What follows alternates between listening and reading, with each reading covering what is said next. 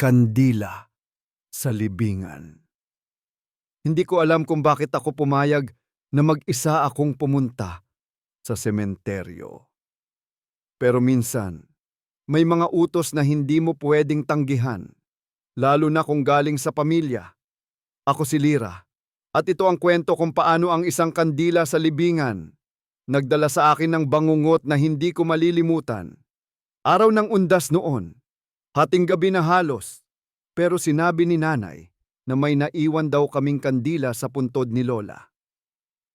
Ako na lang po, sabi ko, kasi gusto ko ring maglakad ng mag-isa para maramdaman ang katahimikan ng gabi.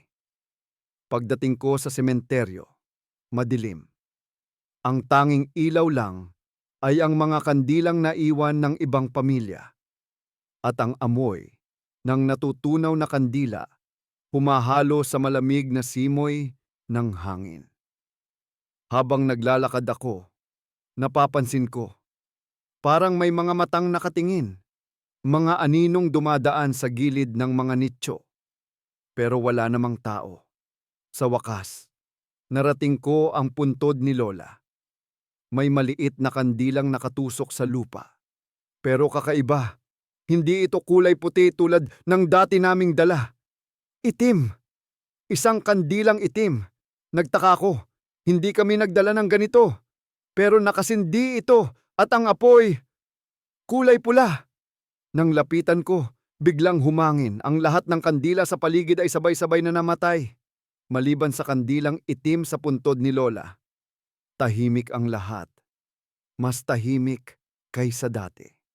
Tapos, may narinig akong boses. Mahina. Mula sa ilalim ng lupa. Bakit ngayon ka lang?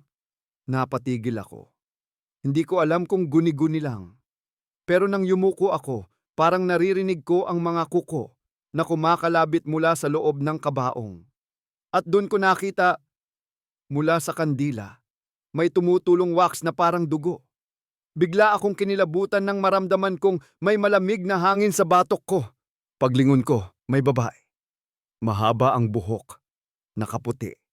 Pero ang mukha niya, puno ng sugat. At ang mga mata niya, walang itim, puro puti lang. Nakatitig siya sa akin.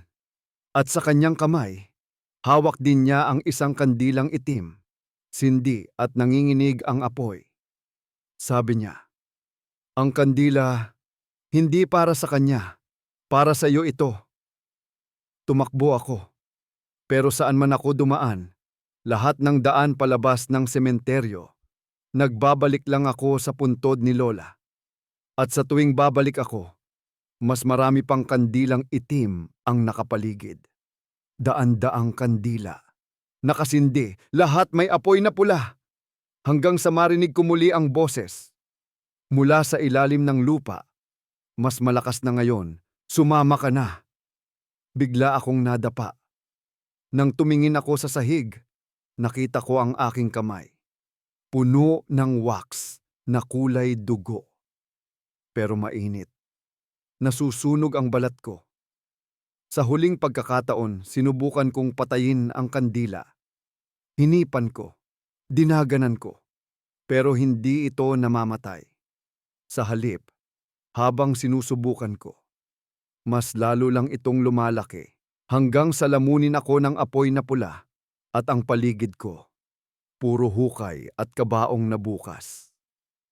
Sa huling sandali bago ako mawalan ng malay, nakita ko si Lola. Nakalabas siya sa kabaong, nakangiti, at may hawak ding kandila. Sabi niya, "Salamat, Apo! Ngayon hindi na ako nag-iisa." Nagising ako kinabukasan, nasa sementeryo pa rin, nakahandusay sa tabi ng puntod. Ang kandila, wala na. Pero ang mga daliri ko, may marka ng paso at hanggang ngayon, amoy kandila pa rin.